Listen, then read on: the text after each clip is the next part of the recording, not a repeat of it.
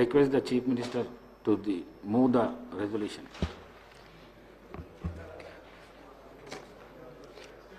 Speaker, sir, with your permission, I beg to move the resolution.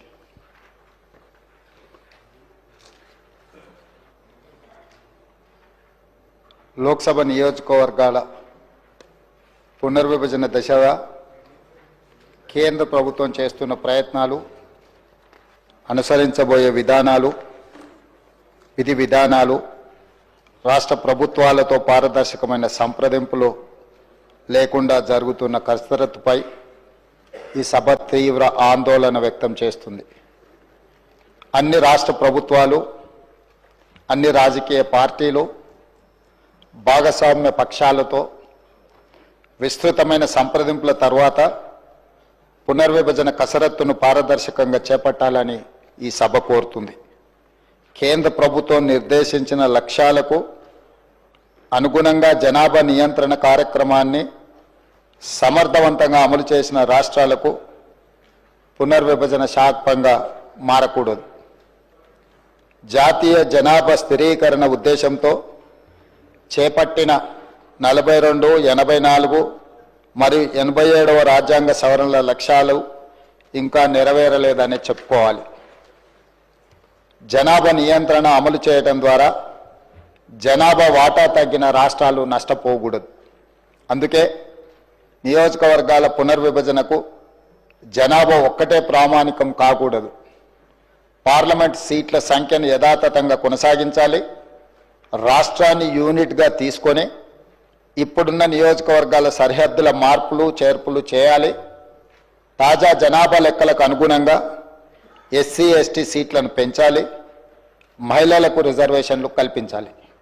అంతేకాకుండా ప్రాతినిధ్య ప్రజాస్వామ్యాన్ని బలోపేతం చేయడానికి తాజా జనాభా లెక్కల ప్రకారం మరియు ఆంధ్రప్రదేశ్ పునర్విభజన చట్టం 2014లో నిర్దేశించిన మేరకు ప్రస్తుతం ఉన్న 119 అసెంబ్లీ నియోజకవర్గాలను 153 వరకు తక్షణమే పెంచాలని ఈ సభ తీర్మానిస్తుంది.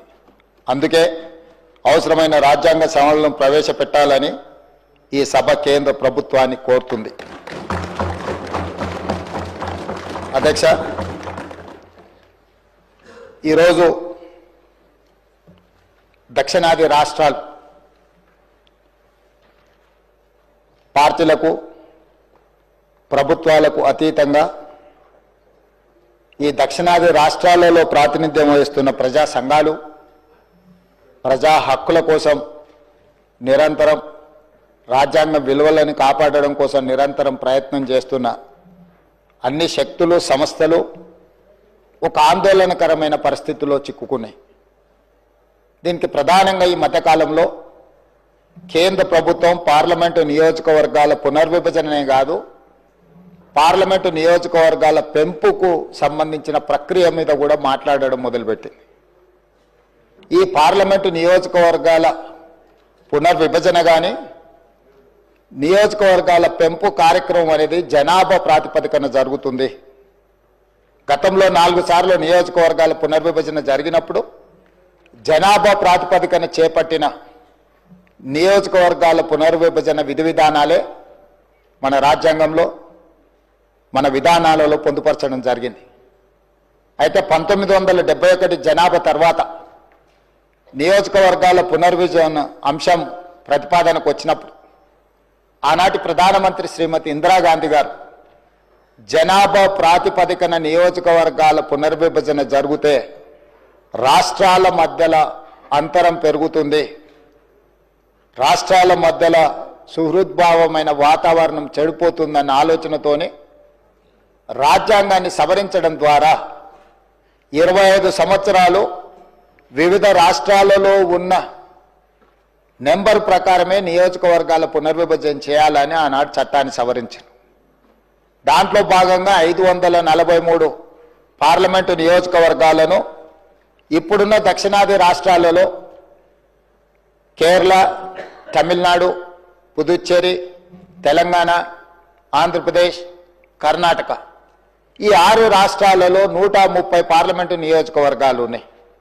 వాటినే రాష్ట్రాల యొక్క సరిహద్దును 2006 తర్వాత జరిగిన నియోజకవర్గాల పునర్విభజనలో ఆనాడు ఉమ్మడి రాష్ట్రంగా మనకు 42 పార్లమెంటు నియోజకవర్గాలను, ఈ ఉమ్మడి రాష్ట్రంలోనే 42 నియోజకవర్గాల సంఖ్యను కొనసాగిస్తూ ఇందులోనే జనాభా దామాషా ప్రకారము అదేవిధంగా ఎస్సీ ఎస్టీ జనాభా ప్రాతిపదికన నియోజకవర్గాల పునర్విభజన చేయడం జరిగింది. కాబట్టి 2009 ఎన్నికల్లో ఈ దేశంలో జరిగిన పార్లమెంట్ ఎన్నికల్లో 543 ప్రకారమే పార్లమెంట్ ఎన్నికల్లో నిర్వహించుకోవడం జరిగింది. ఆ 42 పార్లమెంటు నియోజకవర్గాలలో